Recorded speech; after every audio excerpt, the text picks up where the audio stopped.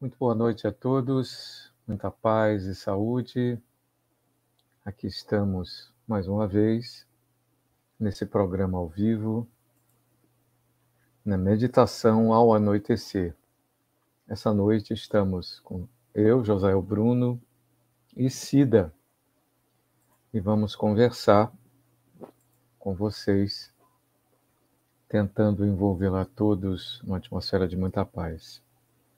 Saudamos todos que estão conosco, em nome de Jesus, nos convocando para buscar aquele lugar dentro de nós que representa a paz, que representa o equilíbrio, que representa o amor, que representa a vida.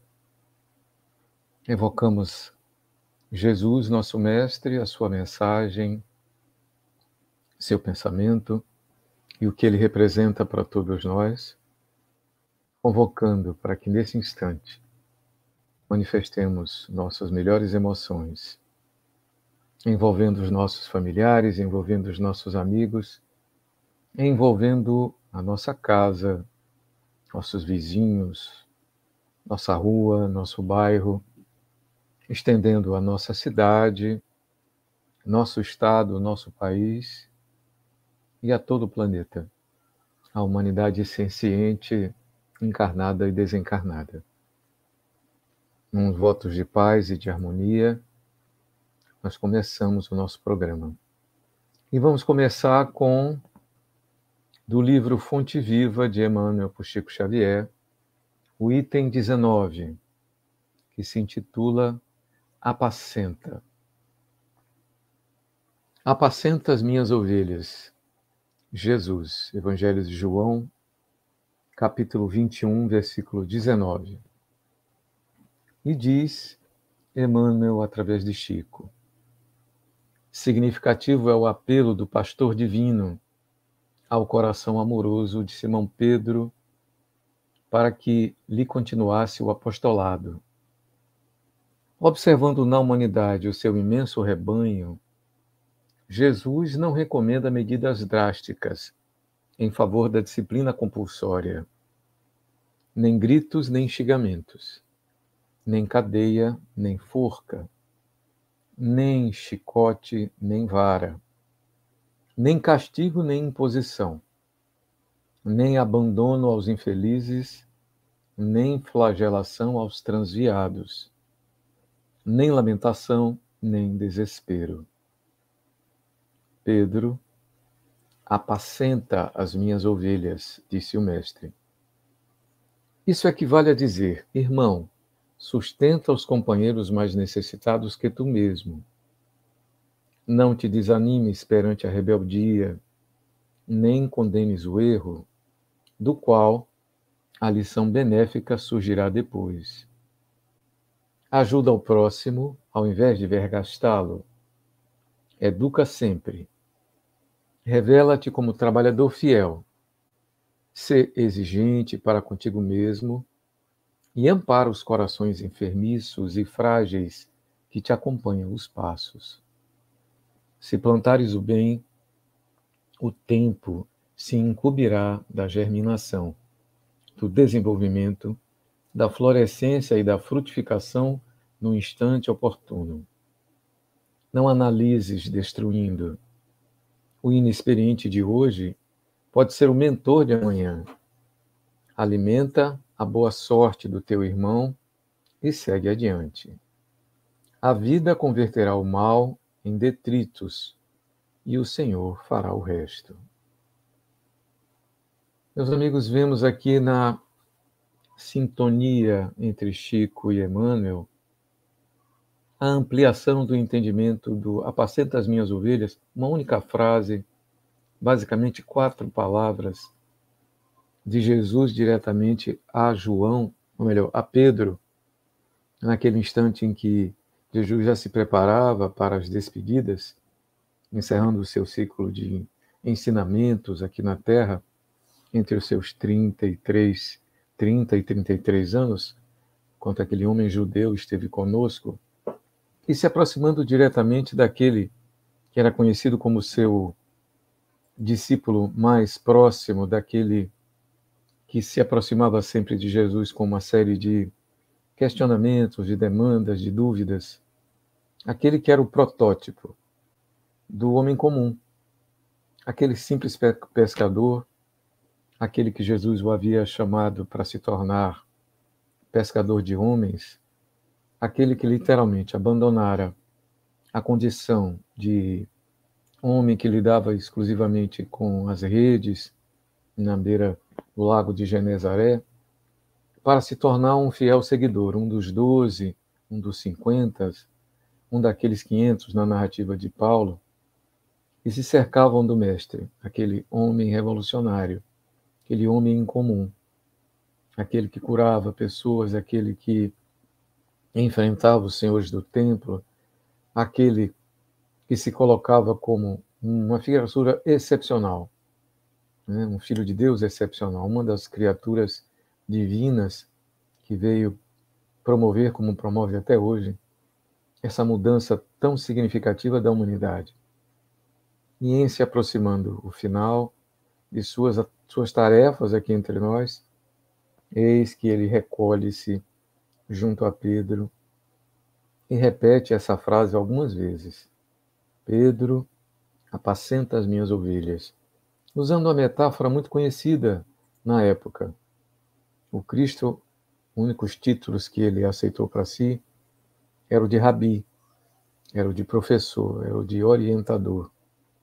Aquele que estava ali tinha clara noção do seu papel de levar adiante a boa nova, uma atualização das recomendações da tradição judaica, da tradição abraônica, da tradição de Moisés, acrescentando a ela, numa atualização apropriada ao seu tempo, o amor, né? O amor até os inimigos, o amor até o sacrifício, de que a forma de resolver as contendas nas relações humanas, de Jesus em diante, passa a ser a da não violência, a da coerência entre o falar e o agir, a da não hipocrisia, a do não orgulho, a do que o menor é aquele, na verdade, o maior é aquele que é servo de todos. É de que se deve, sim, amar ao próximo como a si mesmo e amar até os inimigos. Algo extremamente complicado para nós, porque mal sabemos o significado dessa palavra. E que aprendemos na vida de relação como amar, como perdoar, como ser indulgente, como lidar com as fraquezas alheias, como exercitar a misericórdia, como perdoar no dia a dia. E então, cabe a Pedro apacentar, ou seja, trazer a paz, pacificar, amainar as contendas entre aqueles que ficaram, entre os 12, entre os 50, e mais aqueles que viriam depois, como, por exemplo, Paulo, ex-Saulo, que se transforma em Paulo. Como lidar com aqueles que ficam com a herança ética, moral, com o nascedouro do que seria chamado de cristianismo depois que Jesus se foi. Havia uma época em que os seus seguidores só aceitavam serem adeptos àquela verdade nova que começava, aquele novo movimento que começava, depois que todos os seguidores se convertessem ao judaísmo, para depois seguir aquele novo jeito judaico, que era o jeito que Jesus havia deixado.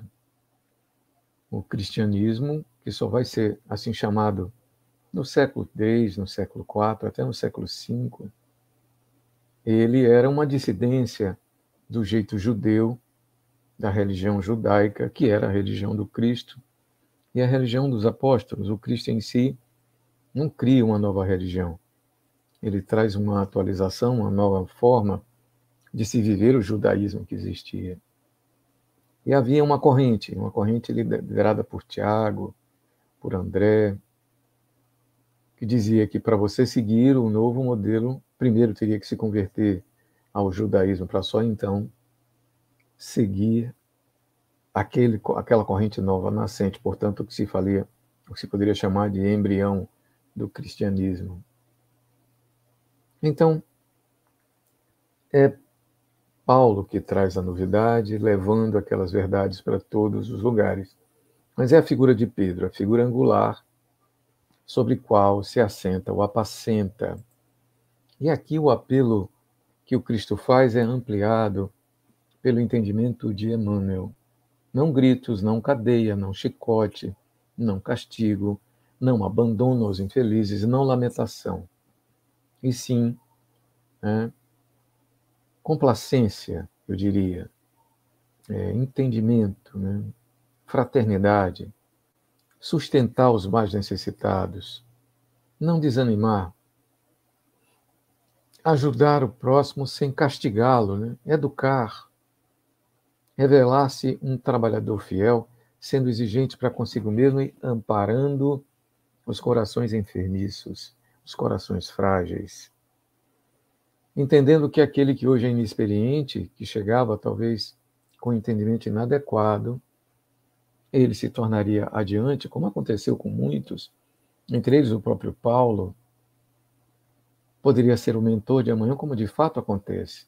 Devemos a Paulo a ampliação das verdades cristãs pelo mundo não judeu. Ele é quem leva a Grécia, e aí finalmente o cristianismo, ou pelo menos os seus fundamentos, dos descendentes, os originais, conseguem chegar até Roma. E é de Roma, seus escritos, que consegue chegar-se ao mundo inteiro com o sabor dos séculos. Então o cristianismo se torna o que se é hoje, o que conhecemos hoje, muito por aquilo que Paulo fez. E o que Paulo fez muitas vezes com discordância de quem? Com discordância do próprio Pedro. Então, faz todo sentido essa fala de Jesus de ser o apacentador. Então, nós encerramos aqui